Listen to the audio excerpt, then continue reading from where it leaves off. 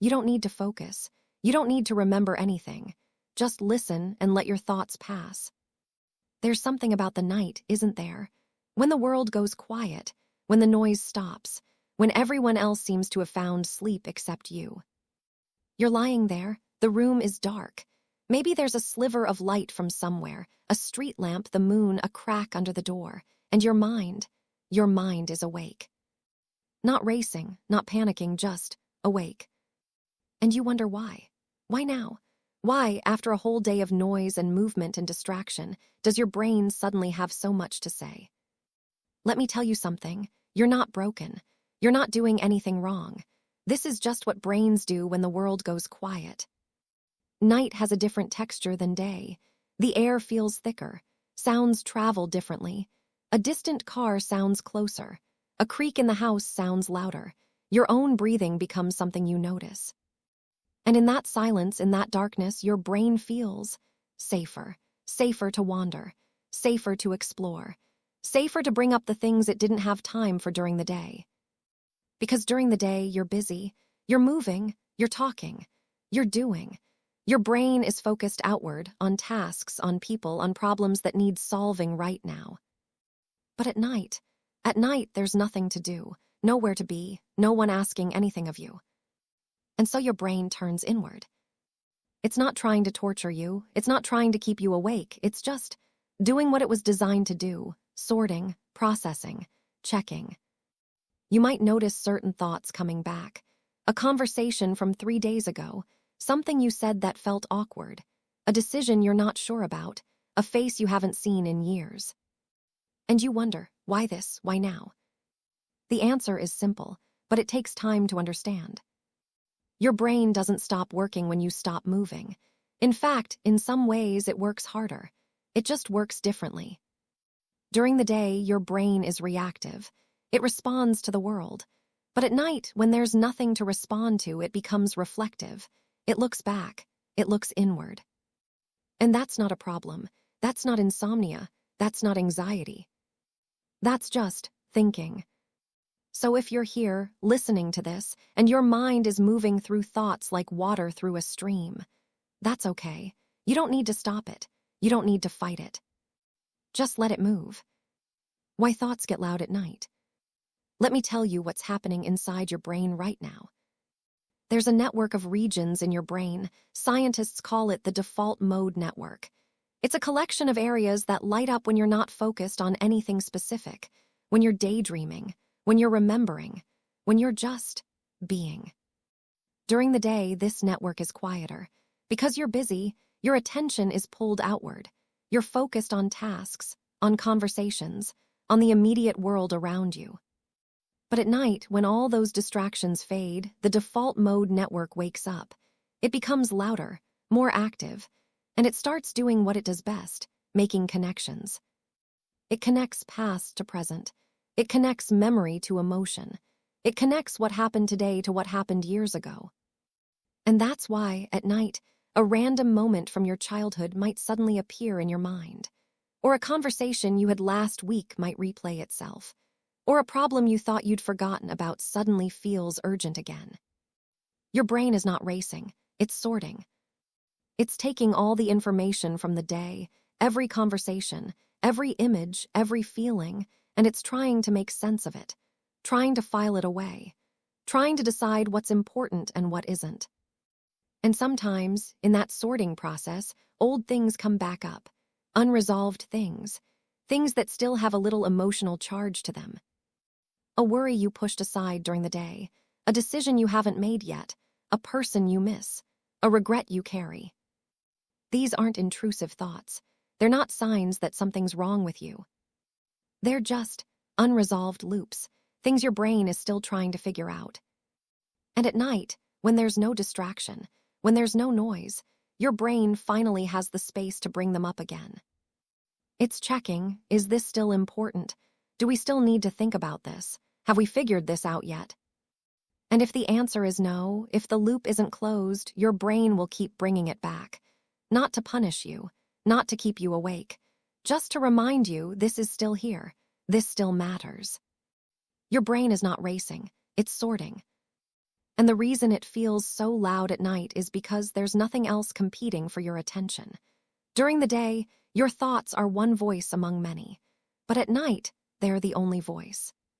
So they feel louder, they feel heavier, they feel more important. But they're not actually bigger, they're just closer. There's another reason thoughts feel more intense at night. During the day, your prefrontal cortex, the part of your brain that helps you think logically, make decisions, regulate emotions, is fully active. It's the CEO of your brain, keeping everything organized.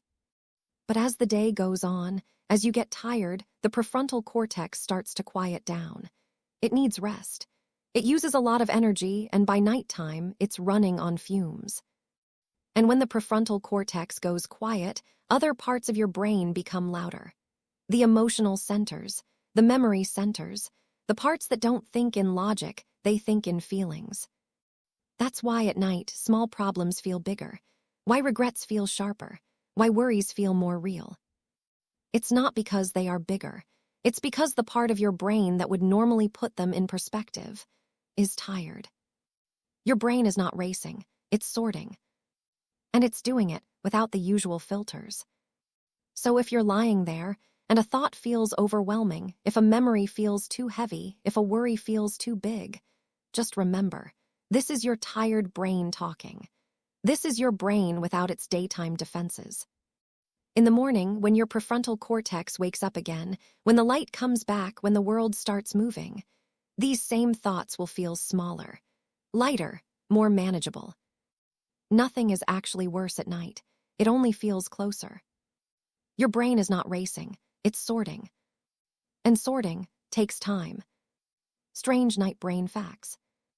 Let me tell you something strange. Memories feel sharper at night. You might have noticed this.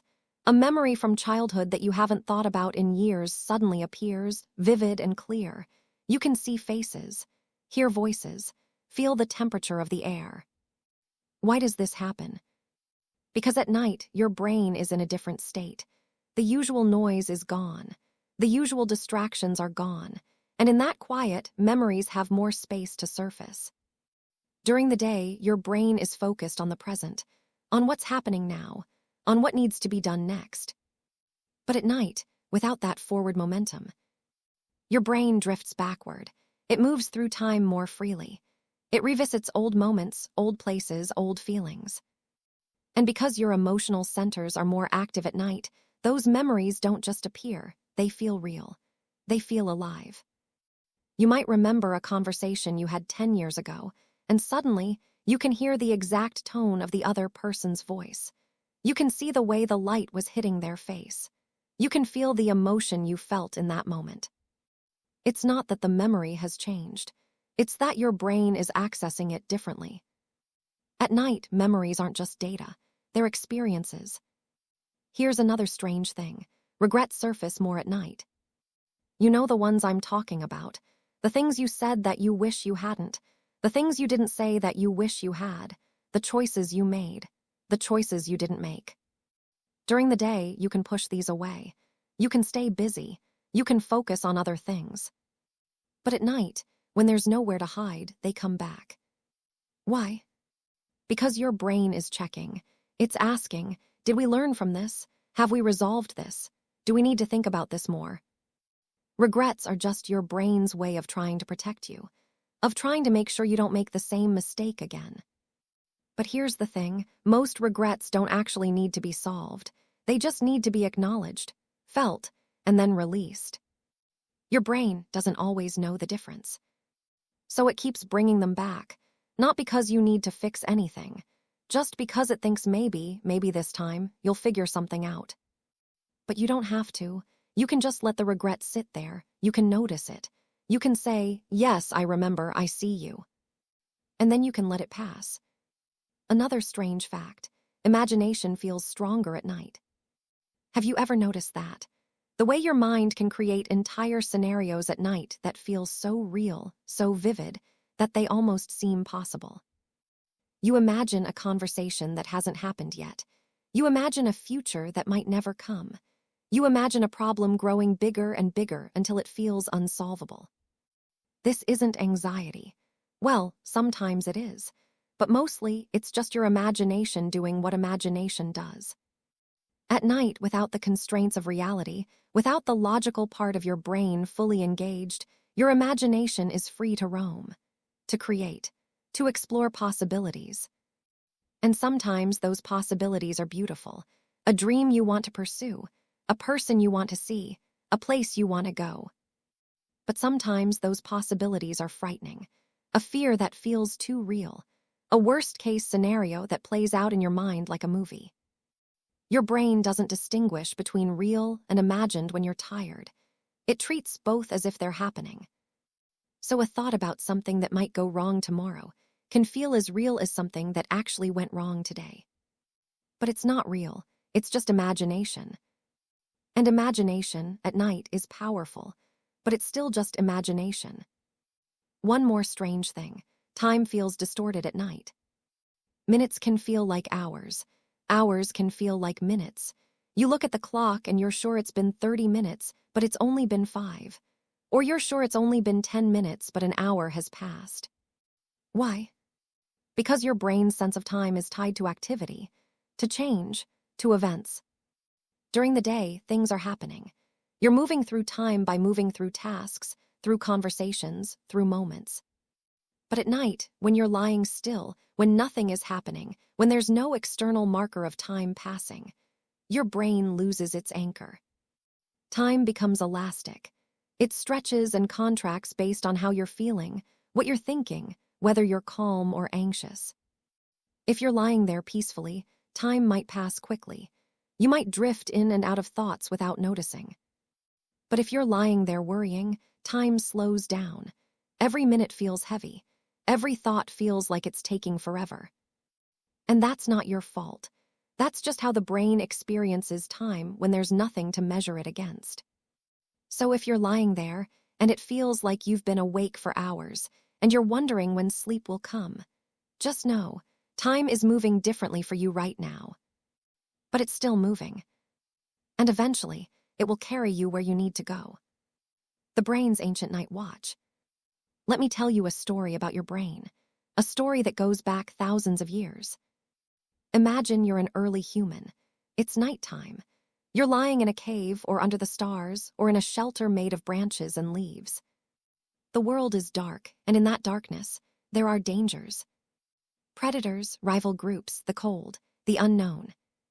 And so your brain learned to do something. It learned to stay alert at night. Not fully awake, but not fully asleep either. Somewhere in between, listening, watching, checking. Is that sound a threat? Is that shadow something to worry about? Is everyone safe? Your brain became a night watch, a guardian, a sentinel.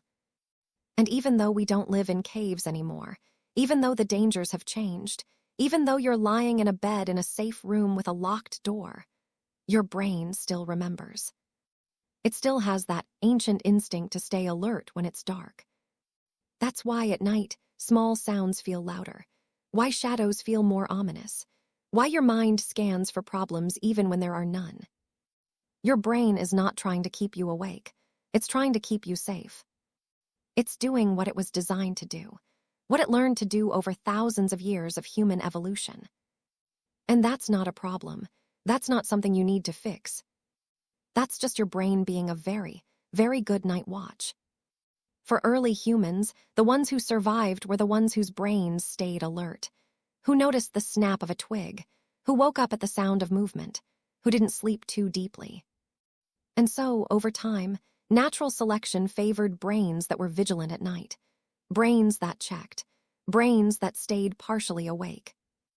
And you are the descendant of those survivors.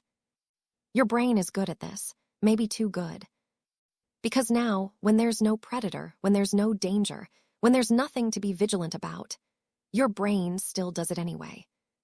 It checks the environment. It scans for threats. It brings up problems to solve, worries to address, loops to close. Not because there's anything wrong, just because that's what it was trained to do. Your brain learned this to protect you. And even though you don't need that protection anymore, not in the same way, your brain doesn't always know the difference. So it keeps watching, keeps checking, keeps staying alert. And that's why your thoughts feel louder at night. That's why your mind won't fully let go. Because somewhere deep in your brain, in the oldest parts, in the parts that remember what it was like to sleep under the stars with danger nearby, there's still a voice saying, stay alert, stay ready, stay safe. And that voice is kind. It's trying to help. But you can thank it. You can acknowledge it. You can say, I hear you. I know you're trying to protect me, but I'm safe. We're okay. And sometimes that's enough. Sometimes your brain just needs to be reminded. Why random memories appear. Let me tell you why a face from 15 years ago suddenly appears in your mind at 2 in the morning. Your brain stores memories in a way that's not linear, not organized like files in a cabinet. It's more like a web, a network, where one memory connects to another and another and another.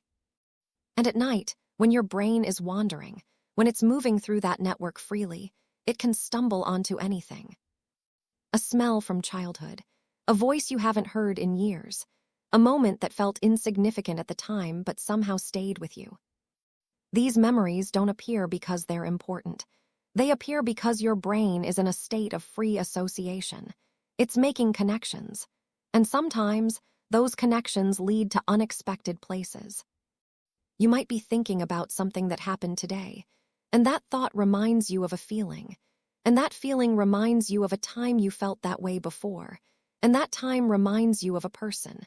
And that person reminds you of a place. And suddenly, you're remembering a summer afternoon when you were 12, sitting on a porch, talking to someone whose name you've almost forgotten. It's not random, it's just connected in ways you didn't realize. And at night, when your brain has the space to wander, it follows those connections wherever they lead. Here's something else. Your brain replays memories while you rest. Even when you're not fully asleep, even when you're just lying there, quiet and still, your brain is working. It's taking the experiences of the day, the things you saw, the things you felt, the things you learned, and it's replaying them. Not consciously, not in a way you can control, but in the background like a movie playing in another room. And as it replays these memories, it's tagging them, deciding which ones are important, which ones need to be stored long-term, which ones can be forgotten. This process is called memory consolidation, and it happens mostly at night, mostly when you're resting. But sometimes, while your brain is replaying memories, you become aware of it. You catch a glimpse of the movie playing in the other room. And suddenly, you're remembering something, not because you chose to, but because your brain brought it up as part of this replay process. And if that memory has an emotional tag, if it's connected to something you felt strongly about, it might linger. It might stay with you. It might feel vivid and real. That's not a problem. That's just your brain doing what it needs to do. Sorting, tagging, consolidating. Here's why small moments resurface. You might remember something that seems insignificant, a conversation that didn't matter, a moment that lasted 3 seconds, a look someone gave you, a sentence someone said. And you wonder, why this? Why am I remembering this? Because your brain doesn't just store big moments, it stores everything, and it tags some moments with emotions, even if you didn't realize it at the time. Maybe that conversation felt awkward. Maybe that moment felt lonely. Maybe that look made you feel seen, or unseen, or judged, or loved. And even though you moved on, even though you didn't consciously dwell on it, your brain kept it, because it mattered to some part of you. And now, at night, when your brain is sorting through its files, it finds that moment again, and it brings it up.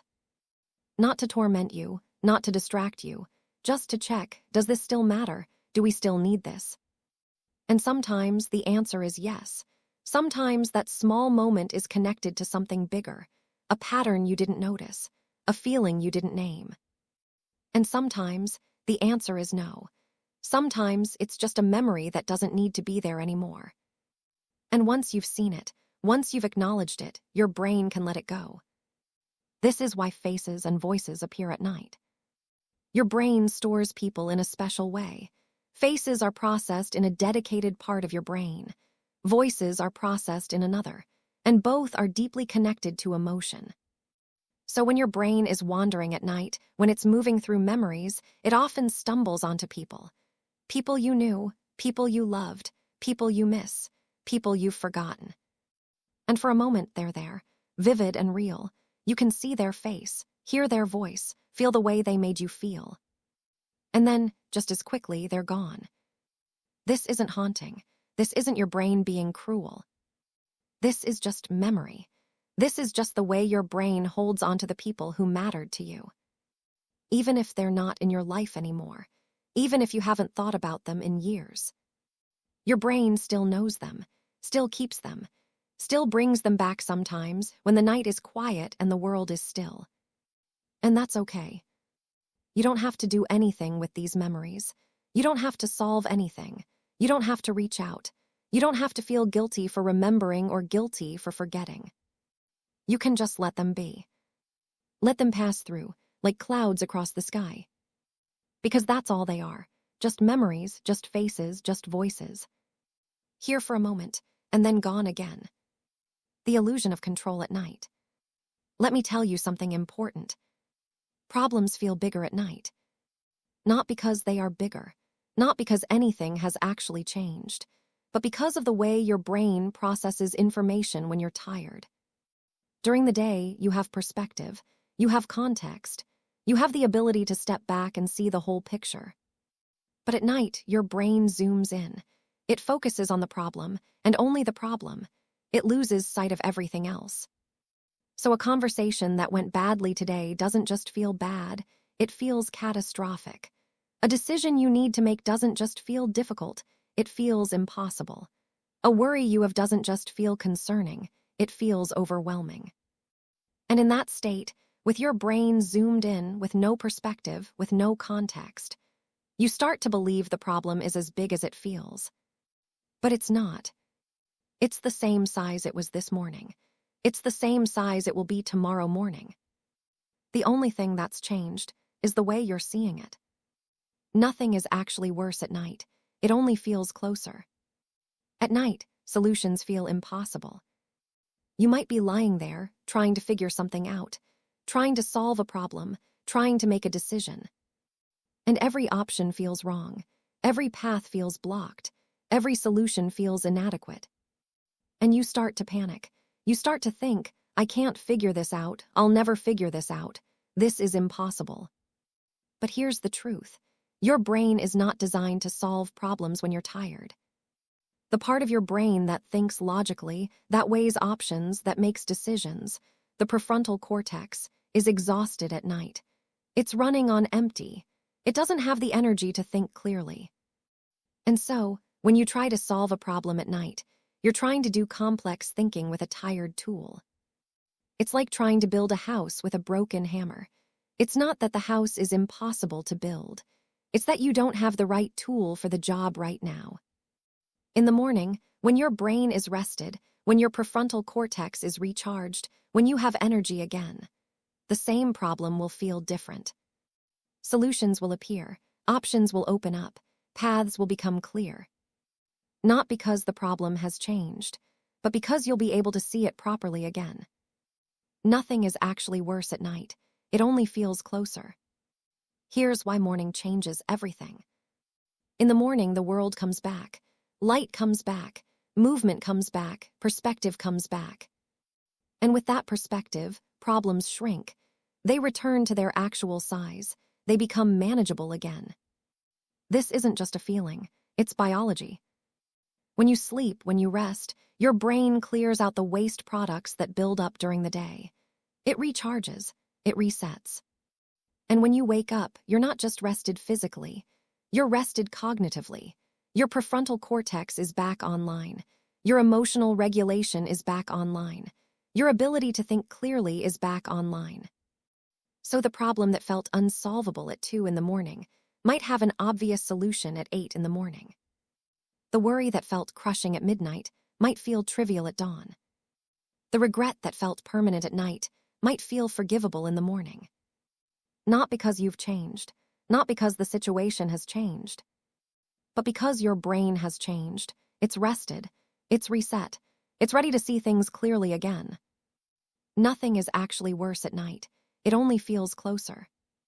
So if you're lying there right now and something feels too big, too hard, too overwhelming, just know this is your night brain talking.